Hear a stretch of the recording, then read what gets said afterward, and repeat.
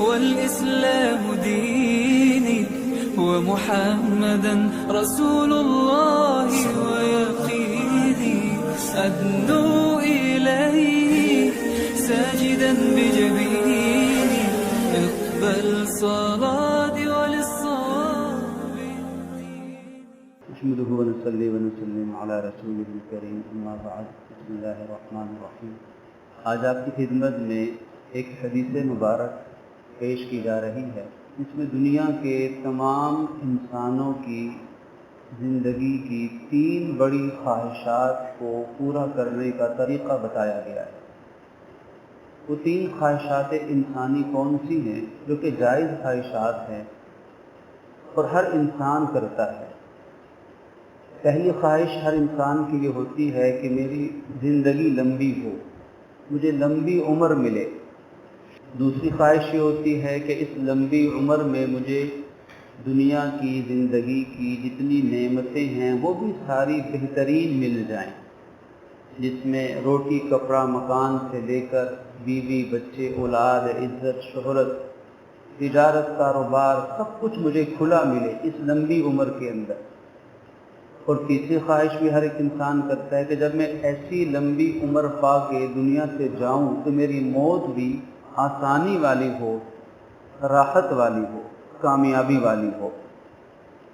اور یہ تینوں باتیں منطقی لحاظ سے بالکل ٹھیک ہیں، کیونکہ اگر عمر لمبی ہو لیکن رزق تنگی والا ہو، لمبی عمر مصیبتوں والی ہو تو کوئی اس کو پسند نہیں کرتا، اور کوئی اس کو بھی پسند نہیں کرتا کہ عمر تو بڑی لمبی ملی ہے، رزق بھی بڑا اچھا ملا ہے، لیکن موت خراب ہو جائے، معاذ اللہ موت اچھی نہ ملے، تو کوئی پھر ایسی لمبی زندگی سے بھی خوش نہیں ہوتا۔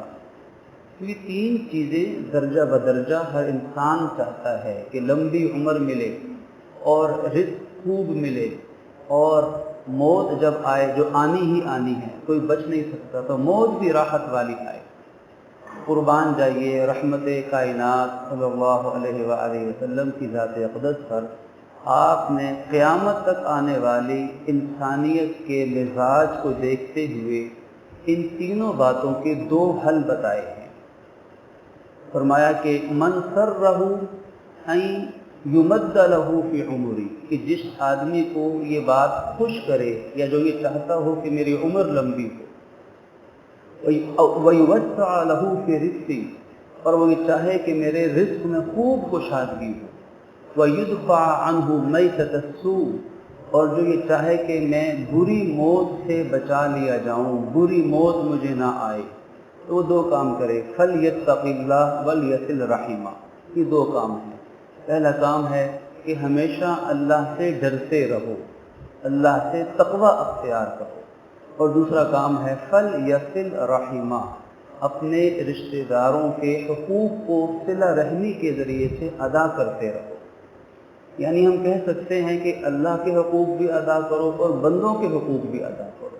تقوی اسی چیز کا نام ہے کہ انسان بچ بچ کر گزرے۔ تقوی کسے کہتے ہیں؟ حضرت عمر فاروق رضی اللہ عنہ جیسی ہستی نے پوچھا حضرت ابی ابن کعب رضی اللہ عنہ سے، جو سید القراء ہیں، قرآن کی امت کے سب سے بڑے قاری ہیں، کہ جناب تقوی کسے کہتے ہیں؟ فرمایا کہ امیر المؤمنین، کیا آپ کبھی کسی کانٹے دار جھاڑیوں والے راستے سے گزرے ہیں؟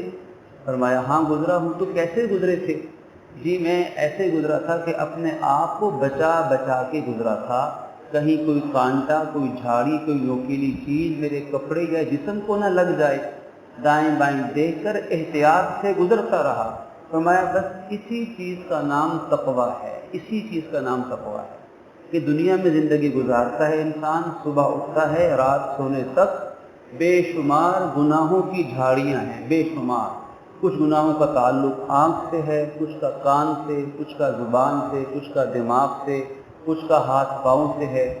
ان گناہوں کی کانٹے دار جھاڑیوں سے بچ بچ کر گزرنا کہ میرا رب مجھے دیکھ رہا ہے، اگر کوئی نافرمانی کی تو وہ ناراض ہو جائے گا، اسی کا نام تقوی ہے۔ یہ پہلا کام کوئی مشکل نہیں ہے، اگر مشکل یا ناممکن ہوتا تو اللہ کبھی بھی بندوں کو اس کا حکم نہ دیتا۔